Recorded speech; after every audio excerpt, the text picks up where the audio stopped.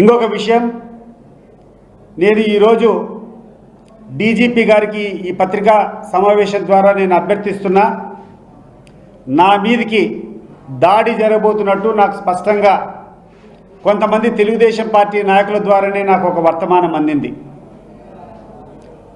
నేను నిరాయుధుణ్ణి, నన్ను కాపాల్సినటువంటి బాధ్యత పోలీసులది. ఇన్ కేస్ మీరు కాపాడలేకపోతే, మీకు చేతనైతే నన్ను కాపాడండి, నా మీద జరగకుండా చూడండి. ఇన్ కేస్ జరగకుండా పోతే నా మీద జరగబోయేటువంటి దాడి